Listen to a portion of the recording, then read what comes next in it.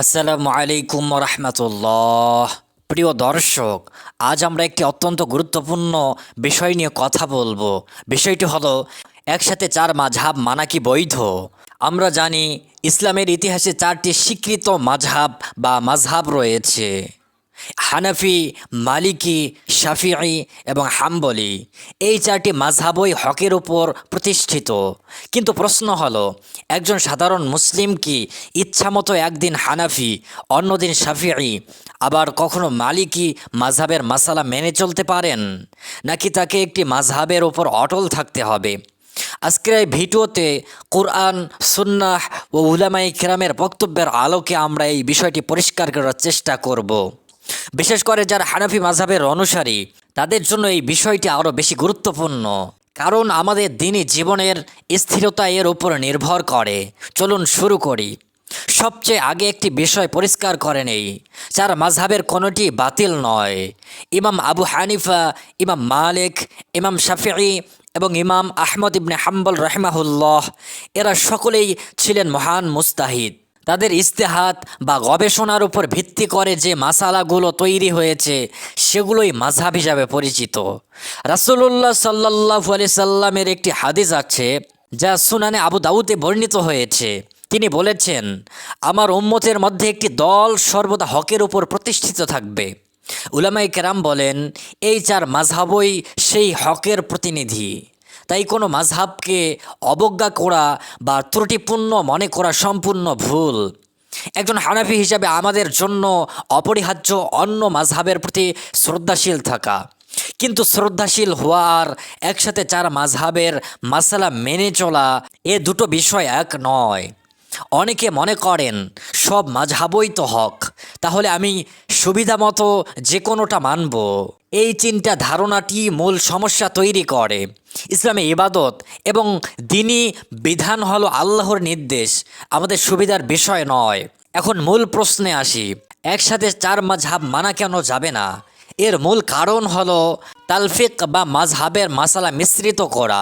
ধরুন অজুর বিষয়টি, হানাফি মাযহাবে স্ত্রীকে স্পর্শ করলে অজু ভাঙ্গে না, কিন্তু শাফিঈ মাযহাবে স্ত্রীকে স্পর্শ করলে অজু ভেঙ্গে যায়। এখন যদি কেউ হানাফি মাযহাব থেকে স্পর্শে অজু ভাঙ্গে না এই মাসালাটি নেয়, আবার শাফিঈ মাযহাব থেকে অন্য কোনো সুবিধাজনক মাসালা নেয়, তবে তার ইবাদতে স্থিরতা থাকে না। ইমাম শাতাবি রহমাতুল্লাহি আলাইহি তার বিখ্যাত কিতাব আল মুওয়াফাকাতে স্পষ্ট করেছেন, সাধারণ মুসলিমের জন্য একটি মাযহাবের উপর অটল থাকা ওয়াজিব। কারণ যদি সে ইচ্ছামতো মাযহাব পরিবর্তন করে, তবে সে আসলে দিনকে নিজের খেয়াল খুশির অধীন করে ফেলে।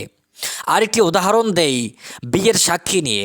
হানাফি মাযহাবে দুই পুরুষ অথবা এক পুরুষ ও দুই নারী সাক্ষী যথেষ্ট, কিন্তু কিছু অবস্থায় অন্য মাযহাবে ভিন্ন শর্ত হতে পারে। যদি কেউ বিয়ের সময় হানাফি মাসআলা মানল, কিন্তু তালাকের সময় শাফিঈ মাসআলা মানল, তবে তার পারিবারিক জীবনে বিশৃঙ্খলা তৈরি হবে। একে বলা হয় তালফিক, অর্থাৎ বিভিন্ন মাযহাবের মাসআলা এমনভাবে মেশানো যাতে কোনো একটি মাযহাবের মতেও সেই কাজটি পূর্ণাঙ্গভাবে সহিহ হয় না। উলামায়ে কেরাম ঐক্যমত পোষণ করেছেন যে এই ধরনের তালফিক করা জায়েজ নয়। এই বিষয়টির পক্ষে শক্তিশালী দলিল রয়েছে। আল্লাহ তাআলা পবিত্র কুরআনে সূরা জুমার আয়াত 18-তে ইরশাদ করেছেন, যারা কথা শোনে এবং উত্তম বিষয়টি অনুসরণ করে, তারাই হলো তারা যাদেরকে আল্লাহ হেদায়েত দান করেছেন। এখানে উত্তম বিষয় বলতে উলামা ব্যাখ্যা করেছেন স্থির ও নির্ভরযোগ্য পথ।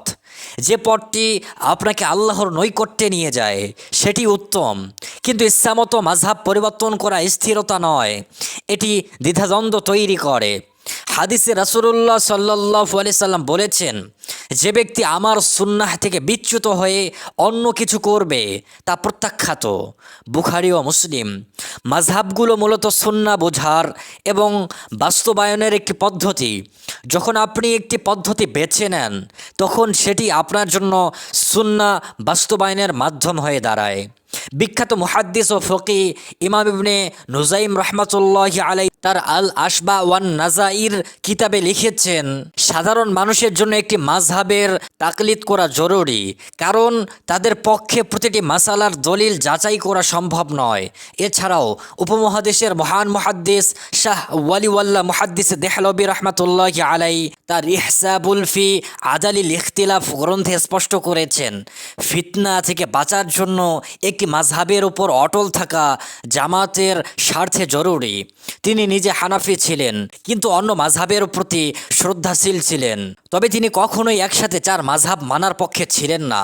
তিনি বলেছেন, যে ব্যক্তি মাযহাবের সীমা লঙ্ঘন করে সে দ্বীনের ক্ষতি করে। অর্থাৎ মাযহাব হলো একটি প্রাচীর যা আপনাকে সুন্নাহ থেকে বিচ্যুত হতে দেয় না। যেহেতু আমি এবং আমাদের অনেক দর্শক হানাফি মাযহাবের অনুসারী, তাই আমাদের জন্য এই বিষয়টি আরও গুরুত্বপূর্ণ। হানাফি মাযহাব হলো আহলুস সুন্নাহ ওয়াল জামাতের একটি সুপ্রতিষ্ঠিত মাযহাব। ইমাম আবু হানিফা রহমতুল্লাহ আলাইয়ের ফিকহি গভীরতা সর্বজন বিদিত। আমাদের উচিত হানাফি মাযহাবের মাসালাগুলো সহিহ সূত্রে শেখা এবং সে অনুযায়ী আমল করা। যদি কোনো জরুরি প্রয়োজনে অন্য মাযহাবের মাসালা নেওয়ার প্রয়োজন হয়, তবে তা কোনো মুফতি বা আলিমের পরামর্শ ছাড়া নেওয়া উচিত নয়। নিজের সুবিধা মতো মাযহাব পরিবর্তন করা ইমানের দুর্বলতার লক্ষণ। মনে রাখবেন, মাযহাব মানার অর্থ হলো রাসূলুল্লাহ সাল্লাল্লাহু আলাইহি সাল্লামের সুন্নাহকে একটি সুশৃঙ্খল পদ্ধতিতে পালন করা। যখন আপনি হানাফি মাযহাব মানেন, তখন আপনি মূলত ইমাম আবু হানিফার মাধ্যমে রাসূলুল্লাহ সাল্লাল্লাহু আলাইহি সাল্লামের নির্দেশই পালন করছেন। পরিশেষে আমি বলবো, আসুন আমরা মাযহাবগত বিদ্বেষ ভুলে যাই। 4 মাযহাবই আমাদের আপন, কিন্তু আমলের ক্ষেত্রে স্থিরতা বজায় রাখতে একটি মাযহাবের উপর আমল করা, একটি মাযহাবের উপর অটল থাকি, বিশৃঙ্খলা এড়াতে, দ্বীনি জীবনে শৃঙ্খলা আনতে এবং আল্লাহর সন্তুষ্টি অর্জনের জন্য একটি মাযহাবের তাকলিদ অনুসরণ করি। আল্লাহ তাআলা আমাদের সকলকে সঠিক মাযহাবের উপর অটল থাকার তৌফিক দান করুন। আমাদের অন্তর থেকে মাযহাবগত হিংসা বিদ্বেষ দূর করে দিন এবং আমাদের আমলগুলো কবুল করুন। আসসালামু আলাইকুম ওয়া রাহমাতুল্লাহ।